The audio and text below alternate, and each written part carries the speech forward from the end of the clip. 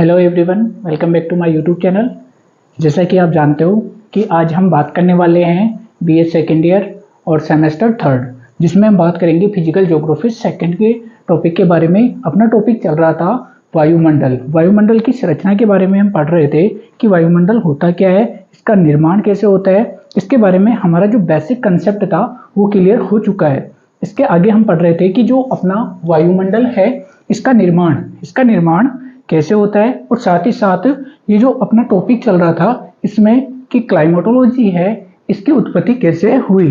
बाकी सभी चीजें हम पहले पढ़ चुके हैं कि इसका निर्माण यानी कि ये जो क्लाइमेटोलॉजी शब्द है क्लाइमा से बना है, और क्लाइमा ग्रीक यूनानी भाषा का शब्द है, और क्लाइमा किसे कहते हैं आप पिछली क्लास में पढ़ चुके हो। तो उसी क्रम को हम आगे बढ़ाते हैं और आज हम देखते हैं कि जलवायु विज्ञान के प्रमुख जनक कौन कौन से हैं। आपके दिमाग में आ रहा होगा कि जनक तो एक ही होता है, लेकिन अलग अलग विद्वानों को माना जाता है। क्यों माना जाता है, इसके पीछे भी लॉजिक है, तो उस लॉजिक को जानने की हम कोशिश करेंगे। हमने बात की थी कि जलवायु विज्ञान है, तो जलवायु विज्ञान के जनक, तो इसमें पहला नाम आता है हम्बोल्ट महोदय का। हम्बोल्ट महोदय के लिए हम थोड़ा बहुत जान चुके थे कल भी कि हम्बोल्ट महोदय को क्या कहा जाता है, जलवायु विज्ञान का जनक या क्लाइमेटोलॉजी का जनक माना जाता है। और ये जो हम्बोल्ट महोदय, इन्होंने ही क्लाइमा शब्द से क्लाइमेटोलॉजी शब्द का सर्वप्रथम प्रयोग किया था उस आधार पे, और साथ ही साथ महाद्वीपीयता की संकल्पना किसने दी थी। यहाँ से क्वेश्चन बनता है कि जो हम्बोल्ट महोदय है इन्होंने एक सिद्धांत दिया था जिसको जाना जाता है महाद्वीपीयता की संकल्पना। अब ये क्या होती है, ये आप बीए फर्स्ट ईयर आपका जो सेमेस्टर फर्स्ट है उसमें आप पढ़ चुके हो, तो यहाँ मैं डिटेल से नहीं बता पाऊंगा। अगर आपको देखना है तो बीए फर्स्ट ईयर की क्लास आप देख सकते हो।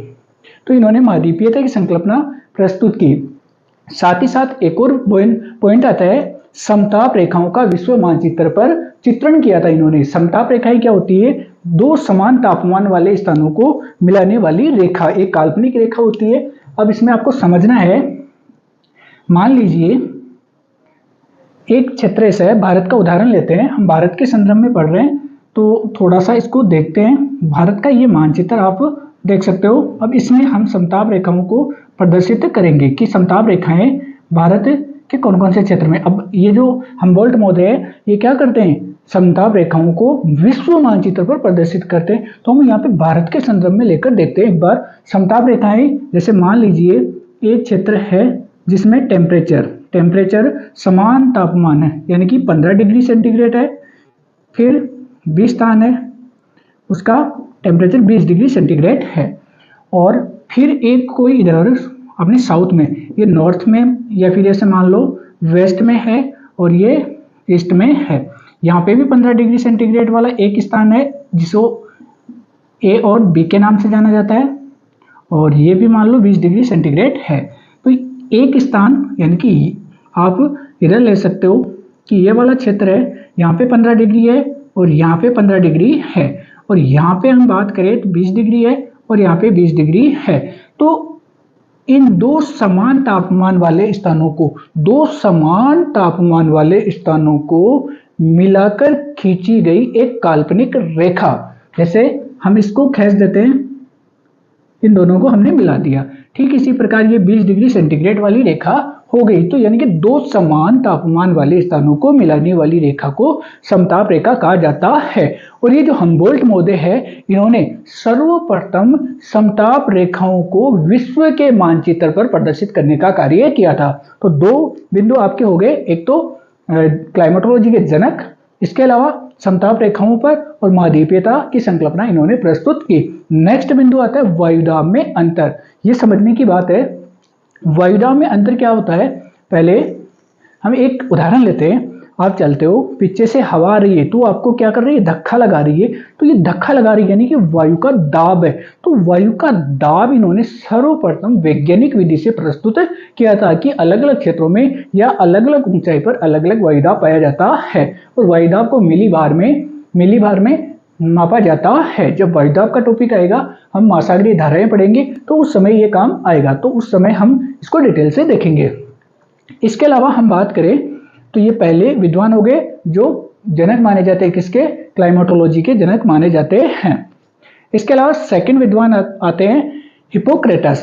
हिपोक्रेटस। अगर आपके क्वेश्चन में हम्बोल्ट महोदय का नाम नहीं आता है तो सेकंड ऑप्शन आपको चूज करना है हिपोक्रेटस का। क्यों? क्योंकि इन्होंने एक बुक लिखी थी यूनानी भाषा में। कौन सी भाषा में? यूनानी भाषा में इन्होंने एक ग्रंथ लिखी थी, और इसकी जो भाषा है, भाषा लिख लेना साथ में, भाषा है यूनानी। यूनानी भाषा में इन्होंने एक बुक लिखी थी।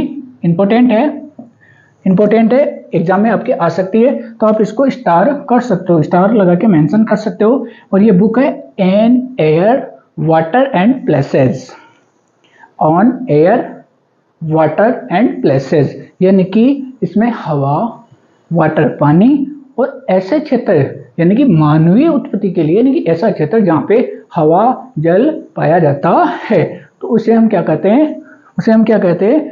जलवायु विज्ञान कहते हैं। किसके अनुसार? हिपोक्रेटस के अनुसार। अगर मान लो ये दोनों महोदय, कौन कौन, हम्बोल्ट और हिपोक्रेटस दोनों ही नहीं आते हैं, तो थर्ड ऑप्शन आपको मिलेगा अरस्तु, और इनका दूसरा नाम आप देख सकते हो अरिस्टोटल, इनका दूसरा नाम है। अरस्तु नहीं आता है तो आपको ये दूसरा नाम मिल जाएगा, तो घबराने की जरूरत नहीं है, एक ही है। और इन्होंने एक महान ग्रंथ लिखा था जिसका नाम था मेटेरियोलॉजिका।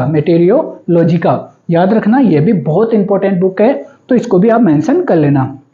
इसके बाद में क्या होता है कि बहुत सारे विद्वान आते हैं और वो क्या करते हैं? अपने अपने विचार प्रस्तुत करते हैं और इस सब्जेक्ट की गहराइयों में जाने का प्रयास करते हैं। और जैसे जैसे विद्वान इस सब्जेक्ट की गहराइयों में जाते हैं तो उनको बहुत सारी ऐसी चीजें मिलती है जो अध्ययन करने के लिए बहुत ही महत्वपूर्ण मानी जाती है, या यूं कह सकते हैं कि उनका अध्ययन करना अपने लिए बहुत ही इंपॉर्टेंट होता है। जैसे जैसे हम गहराई में जाते हैं तो मनुष्य की जो इच्छा होती है, जो चेष्टा होती है, वो बढ़ती जाती है। और उसी आधार पे कुछ विद्वान है जिनका हम यहाँ पे जिक्र करेंगे। उन्होंने क्या किया?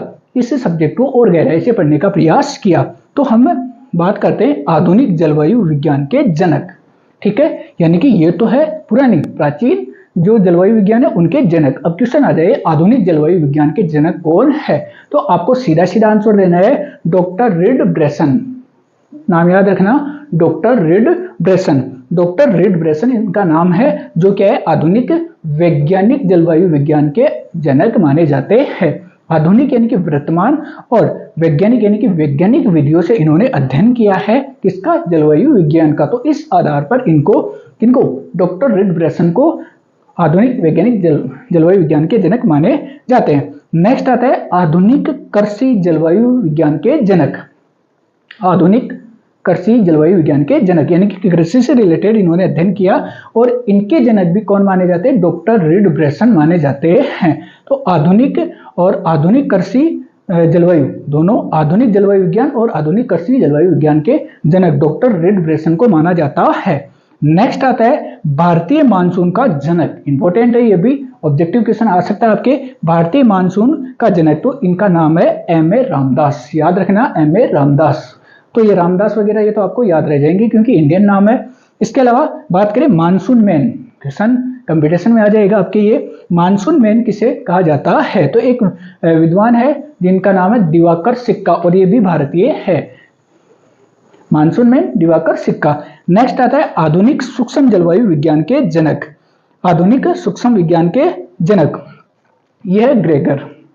इसके अलावा बात करें भारतीय मानसून का जनक, तो भारतीय मानसून का जनक है तो इसमें बसंत रणछोड़ गौरीकर इनके विद्वान माने जाते हैं। इसके अलावा बात करें आधुनिक सूक्ष्म जलवायु विज्ञान, तो ग्रेगर ये हो गया। अब हम बात करते हैं, आप एक स्क्रीनशॉट ले सकते हो इसका। इसके बाद में हम बात करेंगे नेक्स्ट बिंदु, तो इतना आपने देख लिया। इसके बाद में हम बात करते हैं वायुमंडल। तो वायुमंडल के बारे में थोड़ा जान लेते हैं कि वायुमंडल का निर्माण कैसे होता है और किन किन प्रक्रियाओं से होता है। तो वायुमंडल का निर्माण 3 प्रक्रियाओं के द्वारा होता है। 3 प्रक्रियाएं शामिल होती है और 2 क्रियाओं से इसका निर्माण होता है। 3 प्रकार की क्रियाओं के द्वारा 2 प्रकार से क्रियाएं 3 प्रकार की होती है, लेकिन उनमें 2 प्रकार से वायुमंडल का निर्माण होता है। पहला है अर्धवायुमंडल। अर्धवायुमंडल का मतलब है प्रारंभिक वायुमंडल। जब पृथ्वी पर पृथ्वी का निर्माण यानी कि ब्रह्मांड में पृथ्वी का निर्माण हुआ था, उस समय का ये जो वायुमंडल है यानी कि जो पृथ्वी बहुत ज्यादा गर्म थी, तृप्त अवस्था में थी, तो उस समय की स्थिति, और ये स्थिति कैसी थी, प्रारंभिक अवस्था में थी, तो वहां पे जहरीली गैसें या बहुत सारी गैसें पाई जाती थी, यानी कि गैसों का अनुपात अनिश्चित था, यानी कि अधिक मात्रा में गैसें पाई जाती थी, या यूं कह सकते हैं कि उस समय प्राणदायी ऑक्सीजन गैस की मात्रा या फिर उसकी उत्पत्ति नहीं हुई थी, या यूं कह सकते हैं कि इस आद्य वायुमंडल में जीवों की उत्पत्ति संभव नहीं थी, अर्थात यहाँ पे जीवों का अस्तित्व नहीं आया था। कहां पर, स्थल भाग पर या धरातल पर। नेक्स्ट बात करते हैं, इसमें अपना फर्स्ट हो चुका है, यानी कि ये प्रारंभिक अवस्था है, और इसमें पृथ्वी का जब निर्माण हुआ तो पृथ्वी गर्म थी, तो जैसे ही वो शीतलन हो रही थी, ठंडी हो रही थी, तो उस समय बहुत सारी गैसें निकलती है, और इन गैसों में सबसे ज्यादा कौन सी गैसें थी, नाइट्रोजन। कौन सी गैसें, नाइट्रोजन।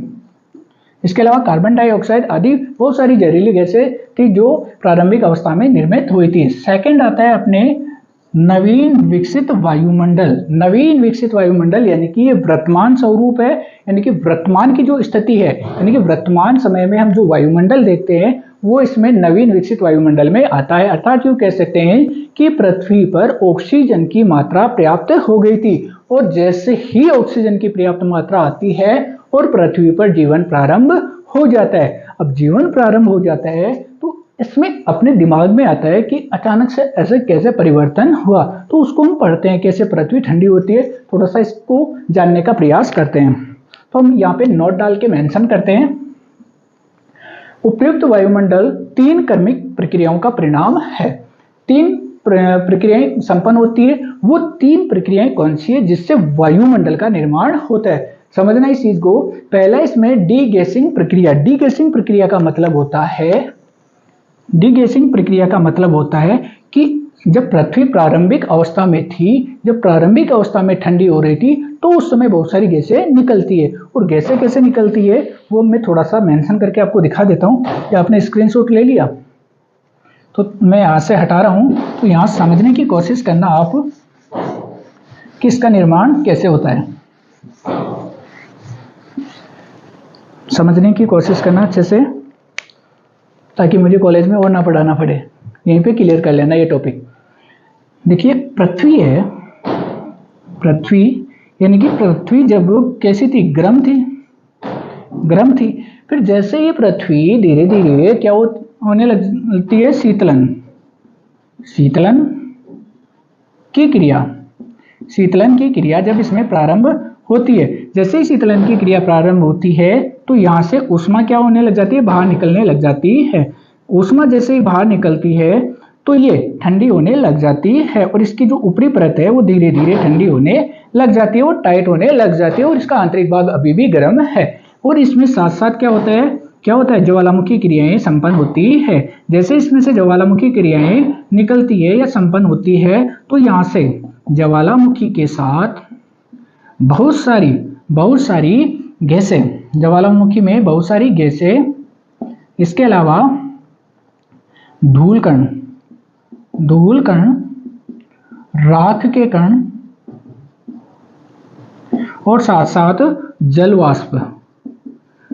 वाष्प पर्याप्त मात्रा में, इसको मेंशन करना, ध्यान रखना, ये बहुत बड़ी चीज है, ये काम आएगा अभी जस्ट नेक्स्ट बिंदु में। तो ज्वालामुखी क्रिया से पृथ्वी के अंदर की जो ऊष्मा है वो बाहर निकलती है, तो इस ऊष्मा के साथ, इस विस्फोट के साथ या इस ज्वालामुखी के साथ बहुत सारे पार्टिकल्स बाहर निकलते हैं और पृथ्वी के चारों ओर फैल जाते हैं, और वही पार्टिकल्स पृथ्वी के वायुमंडल के निर्माण में बहुत सहायक होते हैं। आगे पढ़ेंगे कि किस प्रकार ये गैस, धूल कण, राख कण, नमक के कण आदि किस प्रकार मिलकर वायुमंडल के निर्माण में सहायता करते हैं, और किस प्रकार वर्षा में सहायक होते हैं, वो सभी चीजें हम पढ़ेंगे नेक्स्ट क्लास में। तो इस जलवाष्प का जिक्र अभी हम करेंगे। नेक्स्ट बिंदु आता है इसमें, तो ये क्लियर हो गया। इसमें कोई डाउट हो तो कमेंट करके पूछ लेना। और ये पृथ्वी की प्रारंभिक अवस्था है, जब पृथ्वी का निर्माण हुआ था, जब उसमें शीतलन की क्रिया हो रही थी, उस समय की प्रक्रिया है। नेक्स्ट आता है वाष्पीकरण। वाष्पीकरण का मतलब आप जानते होंगे कि वाष्पीकरण, वर्षण, वाष्पीकरण। वाष्पीकरण का मतलब होता है जब पृथ्वी के ऊपर, इसको मैं हटा देता हूं, स्क्रीनशॉट लेना चाहो तो ले सकते हो, या फिर यही मैं आपको बता देता हूं वापस।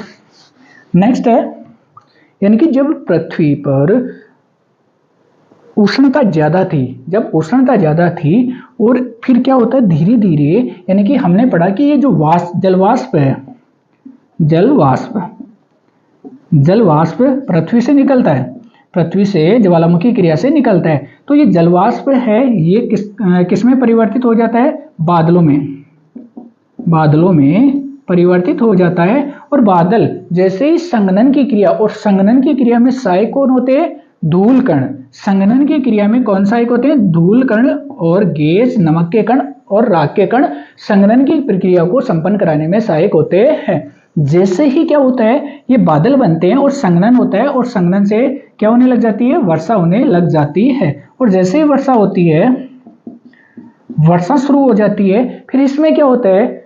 वाष्पीकरण, यानी कि किससे? ज्वालामुखी क्रिया से वाष्प बनता है, जल वाष्प में परिवर्तित होता है। और फिर वर्षण, वर्षण का मतलब है यहाँ पे वर्षा, वर्षण का मतलब है वर्षा। जैसे ही वर्षा होती है फिर वाष्पीकरण, इसमें आता है फिर वाष्पीकरण, यानी कि जब ये वर्षा का जल, या यूं कह सकते हैं कि ये जो बादल है, बादल, ठीक है, ये जो बादल है इनसे वर्षा होती है। जैसे ही वर्षा आती है, धरातल पर पानी पहुंचने से पहले ही पुनः क्या हो जाता है? वाष्पीकृत हो जाता है। कैसे हो जाता है?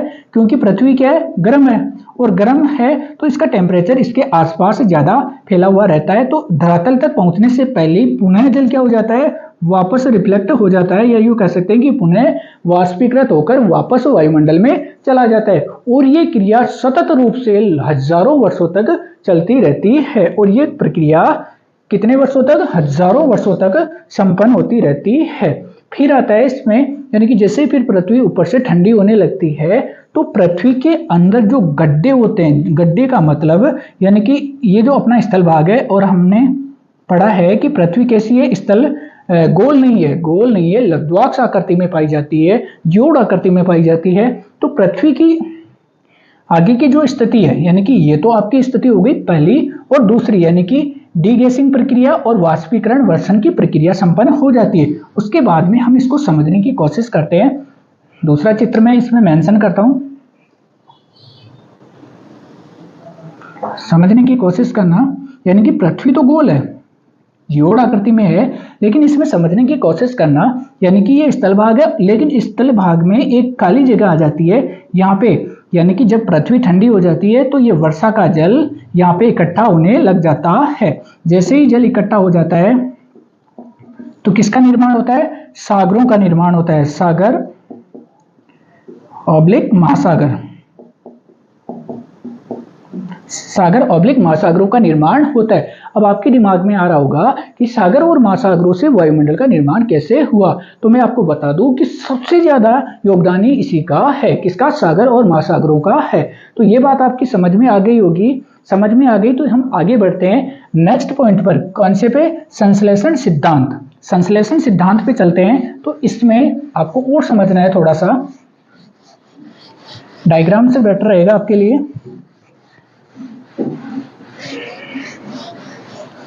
देखो, एक एक चीज को आप अच्छे से समझो, टाइम दो, जल्दीबाजी मत करना, ठीक है। संश्लेषण सिद्धांत यानी कि सारा काम अपने पास हो चुका है, अपना स्थल भाग है, इस पे सागर बन गए, महासागर बन गए, नदियां बन गई, पठार बन गए।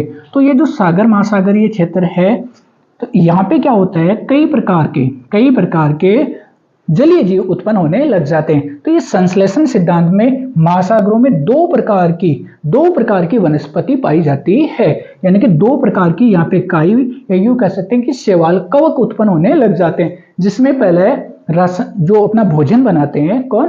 जो महासागरीय वनस्पति है, यहाँ पे महासागरीय वनस्पति।